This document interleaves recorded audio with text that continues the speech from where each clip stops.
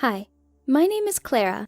I have always dreamed of just having a family, to be loved by a mom and a dad I can rely on. I wasn't asking for much, but my life, unfortunately, has not worked out well from the very beginning. I ended up in an orphanage when I was 5. I don't remember my parents, only the constant fear and loud voices. I remember when an orphanage employee hugged me and spoke to me affectionately. I got scared and burst into tears. I was so accustomed to the poor treatment by my parents that I didn't know how to react to care. When I went through rehabilitation, they found a new family for me. My parents really wanted a daughter, but they only had boys. They decided to adopt me. They were so kind to me. They said that I would be the most loved girl in the world. I believed them. I shouldn't have, but did I really have a choice then? At first, everything was perfect. My name was changed because a little princess should have a special one, right? I was named after my grandmother, whom I never got a chance to meet. I was interested in helping my new mom. She had so many chores. She taught me how to cook and clean. As for my new brothers, they avoided talking to me. They were very jealous of my mother and me because I got all the attention. And then, everything changed dramatically. One day, something happened with my mom. She spilled dinner on the floor, and she and Daddy had a really bad fight. I was just playing under the kitchen table, and I heard everything. In the morning, she said that she was tired and couldn't do it anymore. She left home with a suitcase, and I never saw her again. It was the beginning of my nightmare. The brothers decided that it was my fault, and my father agreed with them. After all, before I showed up in their house, everything had been fine. They did not want to admit that she was just tired of being their servant. I didn't think that I was going to have to take her place. First, I had to wash the dishes, then clean the house, and before long, all of the chores fell on my shoulders. If I wasn't able to do something, I had to ask my brothers for help, and it was terrible. They were so angry because I was keeping them from doing their own things. One time, I spilled milk on my older brother Dylan's jacket. He had rage in his eyes. I was so scared. But then, Ronnie stood up for me. I didn't think that he was capable of such a thing. The brothers were always messing with him, and he never would get them back. I couldn't help him with anything, and it was heartbreaking. But then I realized that I was not alone. We became friends. Our family was like a school class. There was the tough guy, a couple of bullies, a nerd, an outcast, and me. For a long time, I went unnoticed, and I actually liked it. When they would forget about me, my life was tolerable. The important thing was to keep my father happy and get the housework done on time. As I started to grow up, it became difficult for me to stay invisible. When one of my brothers noticed that I had started to develop feminine qualities, I didn't understand what he was getting at. But then, their dirty jokes began to scare me. We weren't related, so what else could they be thinking? Once, I took a shower before bed. I was going to go to my bedroom, but there was no towel. My clothes were gone too. I heard laughter from behind the door. Aiden and Brandon had stolen them. I had to hide behind the curtain. If they could get in there, then that meant the lock was broken. I was completely defenseless. I heard them talking amongst themselves. If I didn't go out, then they would come in. But suddenly, I heard a car driving up to the house. It was our father. For the first time in my life, I was so glad to see him. My brothers immediately ran away to complain that I was hogging the bathroom. I heard heavy footsteps. Father drew open the door, tossed me his dirty robe, and told me to get out. He had had a hard day and wanted to take a bath.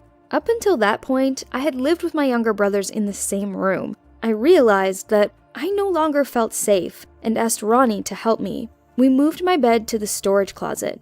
It was the only room in the house that could be locked with a padlock. That wasn't the last time something like that happened. My brothers were constantly touching me, as if by accident. They would hint at gross things, and my father didn't care. He told me that it was my fault, that I was provoking them. I began to hate being a girl. I grabbed the scissors. I cut my hair. I just wanted to not be beautiful anymore. I started wearing baggy clothes that Ronnie had given me. I showered less often because I could only take one when father was home. I started getting made fun of at school, but my brothers had lost their interest in me. I was safe. The only one my new look didn't scare off was Ronnie. We had both gotten older and started relating to each other differently. It was terribly wrong, I know, but I fell in love with him more than just a friend. He felt the same. We knew that it had to be kept a secret. It was so unfair. Why didn't anyone have a problem with the bullying that we were being subjected to? And our relationship. I had no idea how much trouble it would get us into. That day, we came home, unawares. Father was waiting for us in the kitchen and was very angry. I wasn't expecting him so early. Suddenly, Aiden and Brandon grabbed me by the arms. I tried to break free, and Ronnie tried to help me, but my father didn't let him. They had seen us and told him everything. I was panicking. Father said that he hadn't expected such behavior from me. He let me into his family, and I had destroyed it. And now I was being a bad influence on his kids. He accused me of seducing Ronnie. He was going to punish me. I was terrified. I screamed and begged them to let me out. I didn't know what would await me in the morning. I cried for hours and was exhausted. Suddenly, someone started opening the door. I hid in the corner of the room in fear. Was it really morning already? The door slowly opened. It was Ronnie! He told me that we needed to run. He had stolen Dad's car keys and his wallet. The plan was risky, but staying was even more dangerous. We had to get past our sleeping father. He had fallen asleep in a chair in the living room, as if he knew that the door needed to be watched. We had to crawl on the floor, and I accidentally bumped the table. I thought I was finished. The vase started to tip over, and I managed to catch it at the last second. I was sweating from anxiety. We managed to get out of the house unnoticed. Ronnie got behind the wheel, and we left.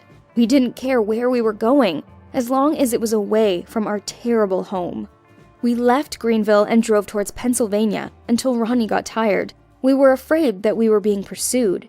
I couldn't take a shift behind the wheel because I didn't know how to drive. We decided to hide the car in the forest and spend the night there. We only had one blanket, and it was a cold night. We were trying to get warm and got very close. I felt Ronnie's warmth and it drew me in.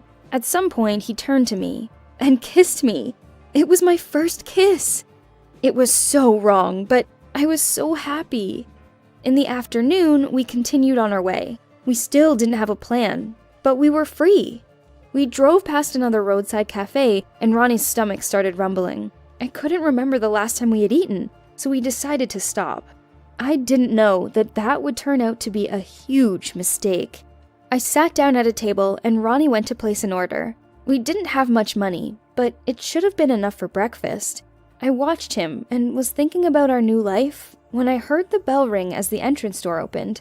I saw Ronnie's expression change, and he dropped his coffee cup. They had found us! Our father had reported the vehicle as stolen, and the police brought them right to us. I realized that no one was going to help us. To the cops, we were now just car thieves. I felt completely helpless. I burst into tears and did the only thing I could do. I started apologizing. For Mom leaving, for us running away. I was hoping it would help, but my father had already made up his mind. I didn't think that he could be so cruel to me. He told me that I no longer had a family. I was nobody to them, because I had betrayed them. They would take Ronnie home, and he would pay the price for helping me. I would have to live with knowing that it was all my fault. My heart was broken to pieces. I will never forget the look of doom on Ronnie's face. He was in the back seat and turned to look at me for the last time. I stood at the window in the cafe and couldn't do anything but watch as he was taken away. I had always thought that I wanted a family, but now I got what I had really wanted all along. Freedom.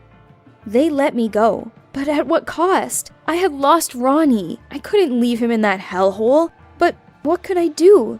How can I save him? I have nowhere to go, no one to ask for help. I have no money left. I'm only 16.